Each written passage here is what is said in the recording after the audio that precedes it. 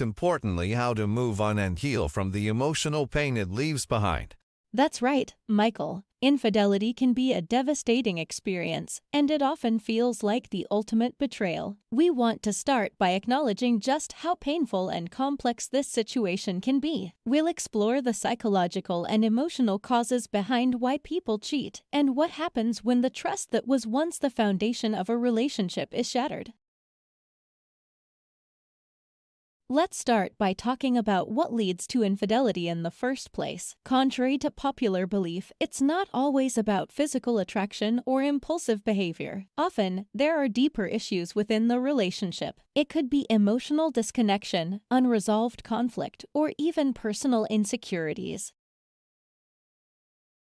Exactly. One common reason is unmet emotional needs. Sometimes, one partner may feel neglected or emotionally distant, and instead of communicating that and working on the relationship, they seek out validation or connection elsewhere. It's important to understand that while these feelings are real, infidelity is never justified as a response. Right. Another cause can be a lack of intimacy or growing apart over time. Marriages can go through phases, and sometimes people feel like they've become more like roommates than romantic partners. That drift can open the door to infidelity if one or both partners are not emotionally or physically satisfied. And we can't overlook the role of opportunity and temptation, especially in today's digital world. With social media, dating apps, and constant online connectivity, it's easier than ever to engage in emotional or physical affairs. What starts as a seemingly harmless conversation can spiral into something deeper. Infidelity can also stem from personal issues like a desire for excitement or novelty. Some people cheat not because they're unhappy in their relationship, but because they're seeking something new, a thrill, or they're trying to fill a void within themselves that their partner can't address. You're right, Jessica. And we should mention that sometimes infidelity is tied to past experiences, like childhood trauma or self-esteem issues. For some, cheating becomes a way of coping with their own unresolved pain or a need for control in their life.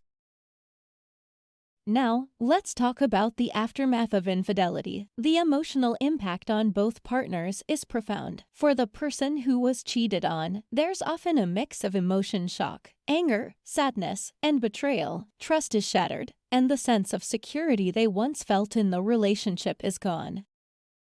Exactly. The person who was betrayed may also question their own self-worth, wondering if they weren't enough for their partner. This can lead to a long-term struggle with self-esteem and self-doubt. And let's not forget the anxiety that often follows constant questioning, suspicion, and fear of being hurt again. And for the partner who cheated, there's often guilt and shame, even if they don't admit it right away. They may regret their actions, but they also have to confront the consequences of breaking their partner's trust. Some may struggle with how to handle the fallout, especially if they want to rebuild the relationship. That's a key point. Infidelity doesn't just destroy trust in the relationship, it can damage each person's sense of self. The betrayed partner might struggle with emotional triggers for a long time, whether it's seeing a specific place, hearing certain phrases, or even just reflecting on certain times in the relationship. Rebuilding trust, if both partners choose to stay together, is a long and challenging process. Some couples choose therapy to help navigate the healing process. We'll talk more about that in a moment, but I want to emphasize that healing is possible, even though it takes time and effort. Now, here's the part that's probably the hardest to imagine for someone going through this. Moving forward, whether you decide to stay and rebuild the relationship or to move on separately, healing is critical. Absolutely. Let's talk first about couples who choose to stay together after infidelity. The path to rebuilding trust isn't easy, but it can be done. Therapy or counseling can be a powerful tool in this process. Working with a neutral third party can help both partners open up about their feelings in a safe space. Counseling can also help couples identify the underlying issues that led to the infidelity. It's about more than just forgiveness, it's about rebuilding a foundation that addresses the root causes. Whether it was a lack of communication, unmet needs, or emotional disconnection, the goal is to ensure those issues don't linger.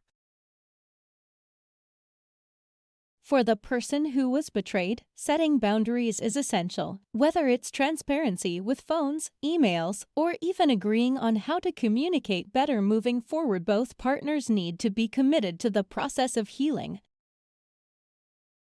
And let's not forget self-care. The emotional weight of infidelity can be overwhelming, so it's crucial for the person who was hurt to focus on their own mental health, whether through individual therapy, meditation, journaling, or leaning on friends and family. Self-care helps with emotional recovery.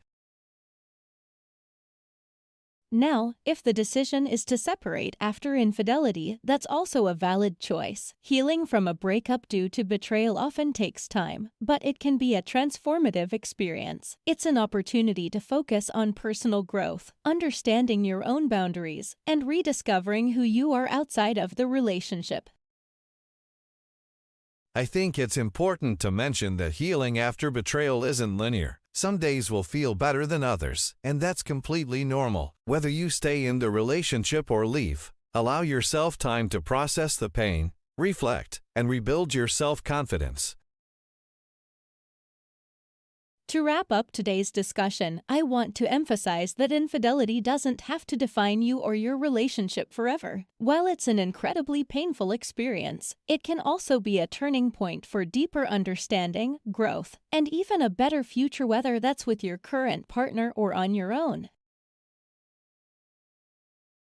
That's a great point, Jessica. Healing takes time, but it's possible. Whether you're rebuilding trust with your partner or rebuilding your life on your own, the key is to be patient with yourself, set healthy boundaries, and seek support when you need it. If you or someone you know is dealing with infidelity, don't hesitate to seek professional help or lean on trusted friends and family for support. You don't have to go through it alone. We hope today's episode provided you with some helpful insights and practical steps for dealing with infidelity. If you have any questions or thoughts to share, we'd love to hear from you in the comments or on social media.